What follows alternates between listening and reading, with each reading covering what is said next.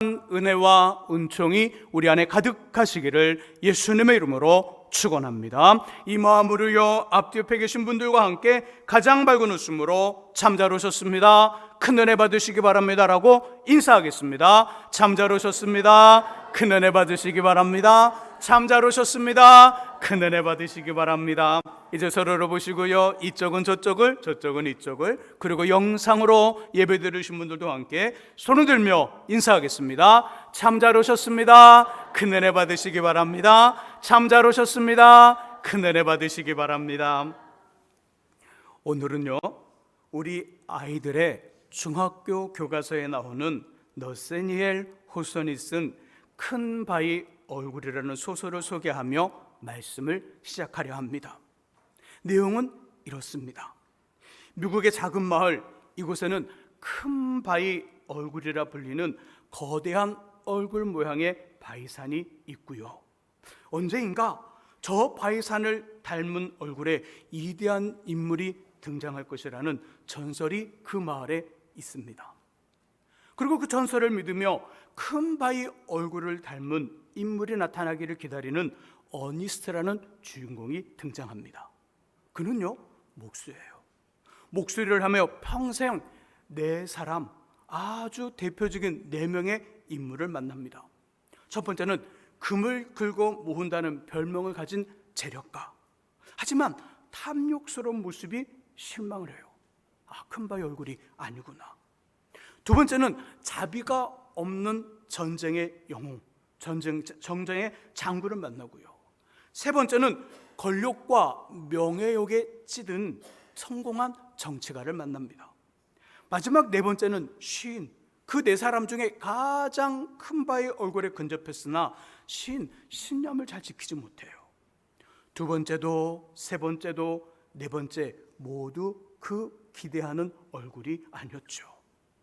자, 그렇다면 책의 주인공인 어니스트는 마을의 전설처럼 큰 바위 얼굴을 찾거나 만났을까요? 이 물음 잘 기억해 놓으세요. 설교 후반부에 다시 나옵니다. 이 시간에 나눌 하나님의 이름 4번째가 이 질문, 어니스트는 마을의 전설처럼 큰 바위 얼굴을 찾거나 만났을까? 이 질문과 오늘 본문 4번째 하나님의 이름을 다룰 텐데 그 이름과 매우 밀접한 관계가 있다는 거예요. 자, 4번째 이름 8절에 나옵니다. 8절의 말씀을 같이 한번 읽어보죠. 읽으시면서 하나님의 이름과 관련된 부분을 찾아보시기 바랍니다. 8절 읽습니다. 너희는 내 규례를 지켜 행하라. 나는 너희를 거룩하게 하는 여호와이니라. 아멘. 하나님의 이름과 관련된 부분, 어떤 부분일까요? 8절의 끝부분, 나는 너희를 거룩하게 하는 여호와니라. 나는 너희를 거룩하게 하는 여호와니라. 우리를 거룩하게 만드시는 하나님, 여호와 마카데시. 이름이 조금 어렵죠? 여호와 마카데시. 우리를 거룩하게 만드시는 하나님. 성경을 읽고요, 성경을 연구해 보면요, 많이 자주 듣거나 보게 되는 단어나 말이 있어요. 반복해서 등장하는 말들이 있다는 거예요. 어떤 말들이 있을까요, 성경에? 하나님, 그죠? 주님. 영어 성경, 영어로 된 성경을 보게 되면요, 주님이라는 단어가 약 7,700번이 나와요. 하나님은 약 4,000번. 한글 성경, 우리말로 된 한글 성경을 보면요, 사람이라는 단어가 약 4,200번. 하나님은 약 3,500번. 오늘의 주제인 거룩이라는 단어는 몇 번 정도 나올까요? 약 1,000번 이상. 1,000번 이상 나와요. 성경의 이야기, 하나님의 이야기니까 하나님에 대한 말, 주에 대한 이야기, 사람에 관련된 말, 이런 말들이 많이 등장하는 것 당연한 건 아니겠어요? 근데 거룩이라는 단어는요, 하나님의 어떤 분인지를 설명하는 단어거든요. 근데 그 단어가 무려 1,000번 이상이 나온다는 거예요. 엄청 많이 나오는 거예요. 엄청 많이. 그리고 성경 66권 중 레위기에서만 약 100번이 넘어요. 100번이 넘고 200번 가까이 나옵니다. 구약의 20에서 30% 정도가 이곳에 집중되어 있습니다. 왜 하나님, 우리가 거룩이란 말을 딱 들으면 약간 부담스럽죠? 우리 제가 설교를 준비하면서 부담스러워하겠다. 왜죠? 거룩이라는 단어가 우리를 매우 부담스럽게 만들거든요. 왜 하나님 많고 많은 말들, 듣기에 괜찮으며 부담이 적은 좋은 표현들이 수북한데 구태여 힘든 이 말, 거룩이라는 말을 자신의 사람된 우리에게 이처럼 많이 반복하여 거듭 이야기하고 있을까요? 왜 거룩이라는 단어를 이렇게 많은 횟수를 통하여 우리에게 들려지게 하는 걸까요? 그건 하나님이 거룩하시기 때문에 그래요. 하나님이 거룩하시더라. 본문의 바로 앞장 레위기 19장 1절과 2절 이렇게 표현합니다. 여호와께서 모세에게 말씀하여 이르시되 너는 이스라엘 자손의 온 회중에게 말하여 이르라. 너희는 거룩하라. 이는 나 여호와 너희 하나님이 거룩함이니라. 하나님이 거룩하시대요. 하나님이 거룩하시기에 거룩이라는 단어를 우리에게 자주자주 들려주는 거예요. 또 사도 요한 선생님 예수를 전한다는 이유로 반모섬에 유배되었을 때 하나님 나라에서 드려지는 예배를 목격해요. 환상 중에 예배를 목격하는데요, 그 예배 현상 중에, 예배 현장 중에 내 생물이 보여요. 사자와 송아지와 사람과 날아가는 독수리 모양을 한 네 생물이 있는데 그 네 생물이 이렇게 고백합니다. 쉬지 않고 끊임없이 말합니다. 거룩하다 거룩하다 거룩하다 주 하나님 곧 전능하신 이여, 전에도 계셨고 지금도 계시고 장차 오실 이시여. 거룩한 하나님이라는 고백을 쉼없이 내 생물이 계속해서 말해주고 있습니다. 하나님의 변하지 않는 모습이 거룩이에요. 왜 하나님 66권 성경을 통하여 우리에게 거룩한 거룩이라는 단어를 자꾸 말씀하신다고요? 하나님 자체가 거룩하시니까. 두 번째 이유는요, 힘든 만큼 큰 복이 거룩이라는 속에 담겨져 있어요. 하나님이 거룩하시니까 거룩이라는 말씀을 자주 하시고, 동시에 그 거룩이라는 그 이름이 힘들고 어렵다 보니까 거룩에는요 엄청난 복, 우리 생각 이상의 복이 그 속에 담겨져 있어요. 이스라엘 백성들 애굽의 종살이를 할 때 주님 그대로 조상 아브라함에게 이 말씀을 주셔요. 너희 후손들이 400년 이상 이방의 종이 될 것이고 후에는 해방되어 나오리라. 그리고 약속한 400년이 되어 모세를 보내 출애굽을 하셔요. 그 과정에서 애굽의 왕은 자신의 사람들을 내보내라는 하나님의 명령을 듣지 않아요. 그리고 애굽에 10가지 재앙이 내립니다. 그 10가지 재앙 중 9번째가 흑암이에요. 애굽 사람들 태양의 빛, 그 태양신을 섬기고 있었거든요. 라, 때로는 아몬 나라 불려요. 하나님 그 태양신을 섬기는 애굽 사람들과 그들이 믿고 있는 우상 태양의 신을 벌하는 어둠을 내립니다. 3일간 애굽 전역에 캄캄함이 임해요. 흑암이 임합니다. 아무것도 보이지 않아요. 그런데 놀라운 건 이스라엘 백성들이 거주하는 그 지역에는요, 그 어둠 속에 빛이 레이저처럼 빛이 쫙 내려와요. 혹시 어디를 가다가 하늘이 어두운데 어느 한 지역만 그 어두운 구름 속에서 빛이 내려서 쫙 내리쬐는 듯한 그 모습 목격해봤죠? 이걸 한글 사전에서는요 빛 내림, 빛 올림, 그리고 변리라고 부른대요. 변리. 그거 보면 어때요? 우리 마음에 경외심이 들죠. 야, 저긴 지금 뭔가 좋은 것들이 오나 보다. 근데 전 이 장면을 뭐라고 말하냐면 성경적 의미로 저는 이렇게 이해해요. 특별함. 모두 어두운데 여기만 하네요. 모두 다 난리인데 여기만 딱 괜찮아요. 독특함, 특별함. 바로 거룩 속에 담겨진 하나님의 복은 이런 거예요. 특별함, 독특함. 마치 우리가 계란 후라이를 하려면 후라이팬에 기름을 두르듯 기름을 두르지 않듯 계란을 탁탁탁 쳐서 깨트립니다. 자, 깨트리면 뭐가 맨 처음에 눈에 들어와요?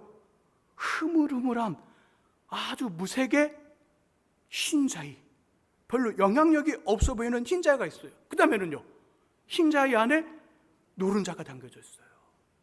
하나님이 주시는 거룩과 관련된 독특함과 그리고 특별함의 복은 마치 노른자와 같은 인생이 되게 한다는 거예요.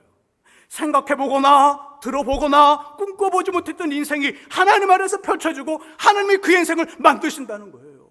거룩 속에 담겨진 하나님의 놀라운 손길, 놀라운 역사가 바로 신자이가 아닌 노른자와 같은 인생, 특별함, 독특함을 주시겠다는 거예요. 저는 저와 여러분들 안에 거룩을 통하여 하나님의 그 거룩한 모습이 우리 안에 있어 우리 인생이 노른자와 같은 독특함과 특별함을 만드신 하나님의 손길 꼭 있을 수 있기를 주님의 이름으로 축복합니다. 자, 거룩이란 뭘까요? 거룩이란 죄를 멀리하는 거예요.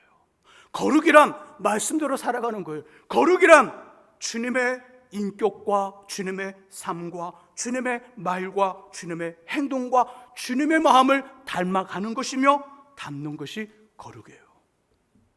그런데요, 이 거룩함을 생각할 때마다 저는 많이 답답해요. 목회자이지만 나 그거 참 이루기 힘든데, 죄를 멀리하고 하나님 말씀대로 살아가고 주님의 인격과 마음과 삶과 말들을 닮아가더라. 원하지만 잘 되지 않는데, 그런 마음이 들어요. 여러분 어떠세요? 목사님, 저는 아주 괜찮습니다. 그 정도야 그냥 누워서 떡 먹기죠. 거룩이라는 것이 쉽지 않아요. 이런 이 하나님의 거룩함에 너무나도 부족한 우리에게 소망이 있어요. 뭐죠? 8절 때문에 그래요. 자, 우리 8절의 말씀을 다시 한번 읽어보죠. 본문의 8절 말씀, 주님의 네 번째 이름에 집중해서 8절을 읽어봅니다. 읽습니다. 너희는 내 규례를, 나는 너희를 거룩하게 하는 여호와니라. 아멘. 자, 거룩에 대해 우리에게 소망이 있는 이유 뭐죠? 하나님 네 번째 이름 여호와 마카데시. 8절의 끝은 뭐라고 말해요? 나는 너희를 거룩하게 하는 여호와니라. 우리의 거룩을 누가 만드신다는 거예요? 하나님이. 이게 우리의 소망인 거예요. 거룩에 대한 어떤 삶에 대한 소망이 아니라, 거룩 속에 담겨진 어떤 엄청난 복의 어떤 그 소망이 아니라, 이 거룩을 하나님이 만드신다는 거예요. 하나님이 우리의 거룩을 만드시니까 이것이 우리의 소망이라는 거예요. 이것이 우리의 희망이라는 거예요. 맞습니다. 우리의 이 거룩을 위해서 우리의 결단과 우리의 노력도 필요해요. 근데 그 거룩의 주도권이 8절 말씀 속에 보면 우리의 결단과 수고와 노력과 의지와 그렇게 안 되면 어떡하지? 그렇게 못 살면 어떡하지? 라는 마음 졸이는 안타까움에 있는 것이 아니라 주님의 수고와 의지가 먼저이며 그 주도권이 하나님께 있고 그 이루와 완성됨이 하나님께 있다는 거예요. 거기서 우리의 거룩이 이루어져요. 이 사실 꼭 인정하고 믿을 수 있기를 주 이름으로 부탁드립니다. 하나님 우리를 어떻게 거룩하게 하실까요? 먼저는요, 존재를 거룩하게 만드셔요. 존재. 예수 안 믿는 사람, 우리가 그냥 살아갈 때 우리의 어떤 존재가 아직 거룩하지 않잖아요. 거룩한 존재가 되기 위해서는 어떻게 해야 되는 거예요? 기본이 예수를 믿어야 되는 거예요. 어떻게 해서 믿었나요? 저는 한참 이런 생각을 했어요. 난 내가 결단했어. 난 내가 결단해서 믿었어. 난 내가 결단해서 예수를 믿고 세례를 받았고, 내가 결단해서 목회자가 됐어. 이런 마음을 가졌어요. 근데 고린도전서 12장 3절의 말씀 속에 보니까 이렇게 표현해요. 성령으로 아니하고서는 예수를 주시라 할 수 없더라. 제가 예수 믿었습니다, 제가 결단합니다, 이렇게 말하기 이전에 성령께서는 제 안에 예수를 나의 주로 고백할 수밖에 없는 여건과 환경과 마음을 만들어 놓고, 누군가가 제 말을 똑똑똑, 야 교회 가자, 제 친구 그랬거든요. 교회 가자, 이 말 듣고 교회 왔거든요. 이 말을 듣는 그 순간에 맞아, 교회 가야지, 이렇게 했다는 거예요. 여러분도 예수를 주로 믿을 때 성령께서 그렇게 하셨고, 그 성령이 움직이게 성부 하나님이 만드셔서 우리로 거룩한 존재가 되게 했어요. 예수를 믿어 거룩한 존재가 되었더라. 또 하나님 우리를 계속해서 거룩하게 만듭니다. 그 당시 그 로마서의 말씀, 믿어 구원받는 이야기가 쓰여있는 그 당시에 그 법에는, 그 당시의 풍습을 보게 되면요, 집에는요, 잘 사는 집이거나 귀족들이 살아가는 집에는 이런 종이 있었어요. 주인이 잘못하면 벌을 받아야 되잖아요. 벌을 받아야 되는데 주인이 받을 벌을 대신해서 매를 맞거나 감옥살이하는 종들이 있었어요. 우리나라 소설에도 그런 거 있잖아요. 흥부전. 흥부가 배가 고파 한 끼 어떤 가족들의 식사를 준비하기 위해서 대신 매를 맞아요. 매품팔이, 그 장면이 나오잖아요. 그것처럼 그 성경에서 당시 그런 종들이 있었다는 거예요. 하나님 그 장면을 빗대어서 말씀하는 겁니다. 그 장면을 못 빗대어 우리가 마땅히 받을 죄에 대한 벌을 주님이 받게 하셔요. 이것이 예수의 십자가의 죽음이잖아요. 이걸 믿는 사람들마다 거룩한 존재가 되었더라. 이것을 믿는 모든 사람들이 죄 용서와 함께 거룩한 존재가 되었어요.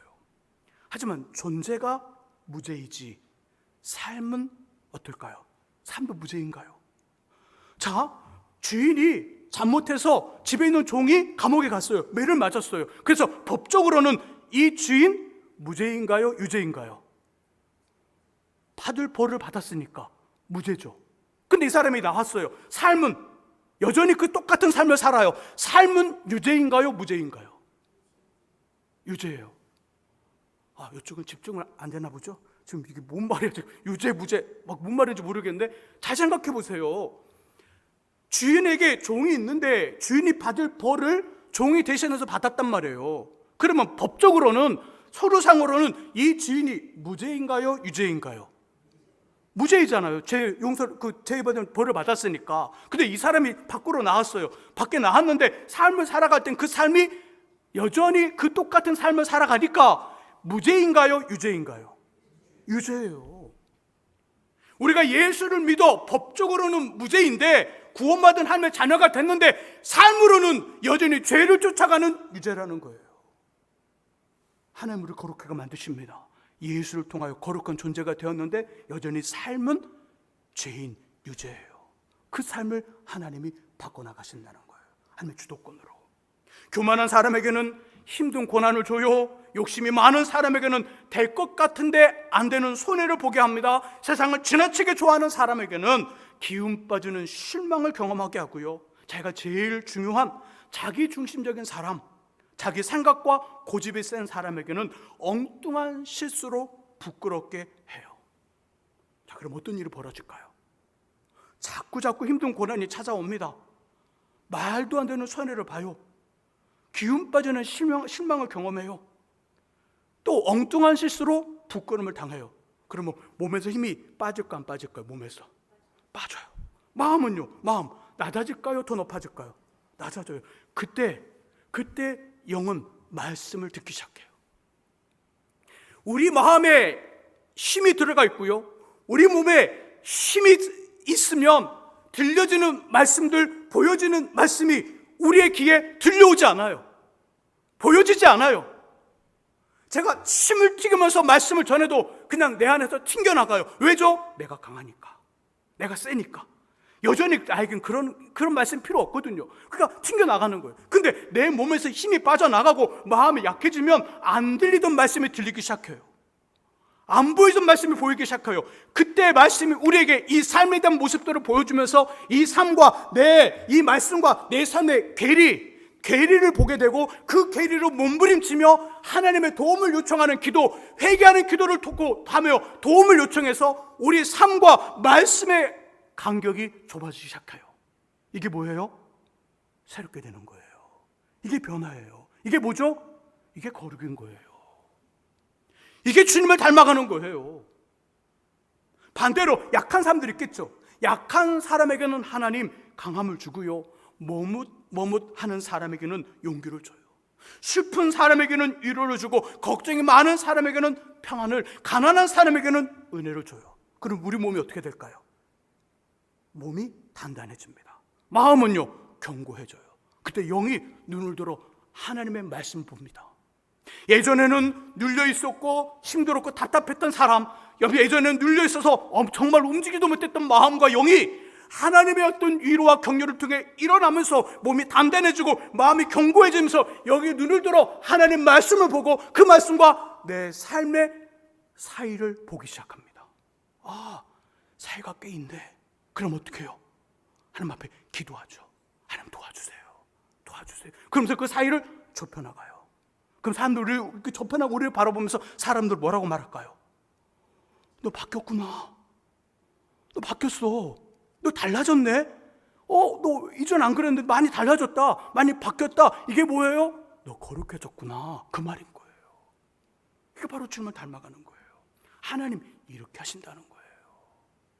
우리를 예수를 믿게 하셔서 법적으로 무죄를 만들고 우리의 삶 속의 여러 가지 과정을 통하여 말씀을 보게 하고 그 말씀과 우리의 어떤 그 사이를 점점점 좁혀가면서 우리 삶이 변화되고 새롭게 되어 거룩한 존재가 되게 한다는 거예요. 이걸 누가 하신다는 거예요? 여호와 마카데시, 하나님이 하신다는 거예요. 자, 그러면 거룩에 대해서 하나님이 하실 거니까 우리는 모른 척 손 놓고 있으면 되는 건가요? 어떻게 해야 돼 우리? 하나님 하실 건데 여호와 마카데시, 하나님 우리를 거룩하게 하시니까 그냥 손 놔버려, 관심도 없어, 그냥 막 살아버리면 거룩해질까요? 이 질문의 답이 설교 처음에 소개한 책의 결론 부분에 있어요. 우리 마지막 질문 기억하세요. 큰 바위를 닮은 인물이 나타날 것이라는 전설을 믿고 평생 기다리던 어니스트는 그 사람을 찾거나 만났을까? 그것이 마지막 질문이었어요. 어떻게 됐을까요? 어떻게? 어느덧 나이가 든 주인공 어니스트는 젊은 시절에 하던 목수의 일을 자신의 아들들에게 줍니다. 그리고 강단의 설교자가 되었어요. 네 번째 만났던 사람이 시인이죠. 시인 어리스가 전하는 말씀을 들으며 깜짝 놀랐어요. 와! 저 사람이 어니스트가 전설의 큰 바위 얼굴이다. 이걸 알게 되고요, 그 어니스에게 당신이 그 바위, 큰 바위 얼굴입니다, 이렇게 말을 해줘요. 이러면 소설은 끝나요. 저는 여기서 한 발 더 생각해 봤어요. 주인공 어니스트는 자라고 성장하면서 어떻게 큰 바위 얼굴이 되었을까? 어떻게 되었을까? 큰 바위 얼굴이 어떻게 그렇게 변화되었을까? 어떻게 그렇게 되었을까? 이 질문을 던졌어요. 그리고 곰곰이 묵상해 봤어요. 근데 제 마음속에 이 말이 쑥 지나가더라고요. 그리움이 짙어지면 끝내 사모하는 사람을 만나고요, 사랑이 커지면 그 사람을 닮는다. 그리움이 짙어지면 끝내 사모하는 사람을 만나고요, 사랑이 커지면 끝내 그 사람을 닮는다. 부부로 봐보세요. 부부 한 20년, 30년 함께 살아온 부부 보세요. 닮았어요? 안 닮았어요? 닮았어요. 왜죠? 사랑하니까. 전혀 남편과 아내가 한 30년 살았는데 딴판이야. 그럼 뭐라고 하면 돼요? 안 사랑하는구나, 쇼윈도 부부구나, 이러면 되는 거예요. 이러면 100% 맞아요. 저 아내를 봐보세요. 얼마나 많이 닮았어요. 식성도 똑같아졌어요. 많이 먹어요. 저 아내도 잘 먹어요. 아내는 많이 먹지 않는 것이 아니라 잘 먹어요. 맛있게. 엄청 닮았어요. 엄청 닮았어요. 봐봐요. 얼마나 멋있어요. 그죠? 아내도 얼마나 예뻐요. 절 만나서 그냥 많이 예뻐졌어요. 남편과 아내는 닮게 돼 있어요. 왜죠? 사랑하니까. 그 자식을 보면 누구를 안다고 그랬죠? 우리는 항상 어르신들께 말했잖아요. 그 자식을 보면 부모를 안다. 왜죠? 닮았으니까. 왜 닮죠? 왜 닮았을까요? 사랑하며 살았으니까. 그리움이 짙어지면 끝내 사모하는 사람을 만나고요, 사랑이 커지면 끝내 그 사람을 닮습니다. 이 말이 딱 기억났어요. 그 소설의 주인공 어니스트는 큰 바위 얼굴이 되는 것을 너무너무 원했던 거예요. 큰 바위 얼굴이 되는 것을 너무너무 원하고 바라고 사모함이 그 속에 있었구나. 책은 그렇다 말하지 않지만 책 전체 속에 나오는 그 어떤 그 흐름이 바로 어니스 마음속에 있었던 큰 바위 얼굴에 대한 사모함과 동경심이 그 안에 가득 샜구나. 이것이 제 안에 딱 찾아왔어요. 여호와 마카데시, 거룩하게 하신 하나님 앞에 주님을 닮아가는 것에 대해 우리는 어떻게 될까요? 손 놓고 모른 척하면 되는 건가요? 아니요. 소설의 주인공 어니스처럼 거룩해지기를 원하고 바라며 사모하셔야 돼요. 그 주도권이 하나님께 있지만 우리 마음속에는 거룩에 대한 사모함과 거룩에 대한 원함과 거룩에 대한 바람이 내 안에 있어야 돼요. 그 주도권은 하나님께 있어요. 또 하나, 우리를 거룩하게 하시는 하나님을 마음과 힘과 뜻을 다해 최고로 사랑하는 거예요. 사랑하면 어떻게 된다고요? 닮아요. 사랑하면 닮습니다. 우리는 반드시 마태복음 5장 48절에 하늘에 계신 아버지의 온전함처럼 예수를 닮은 거룩한 말과 거룩한 행동과 거룩한 마음과 거룩한 삶이 저와 여러분들 안에서 멋지게 이루어질 줄 믿습니다. 기도하겠습니다. 하나님 아버지, 하나님, 우리를 거룩하게 하시고 만드시는 하나님, 그러기에 거룩의 주도권을 하나님께 온전히 있사오니 하나님을 온전히 사랑하여 주님을 닮아가게 하시고, 동시에 그 거룩에 대한 사모함과 동경함이 우리 안에 끊임없이 일어나게 하여 주옵소서. 지금 이 시간 하나님 아버지, 그 거룩의 도전으로 인하여 힘들어하는 믿음의 성도님들이 계십니다. 다시금 용기를 주시고 힘을 주셔서 그 주도권이 하나님께 있음을 기억하고 함주시는 평안함으로 말씀과의 간격을 좁히게 하시고, 전혀 관심이 없었던 사람들도 주여 그 마음속에 거룩에 대한 마음을 강하게 도전하여 주셔서 하나님께 힘을 얻고 그 힘으로 말씀에 가까워지는 변화됨이 우리 안에 있게 하여 주옵소서. 예수 그리스도의 이름으로 기도합니다. 아멘.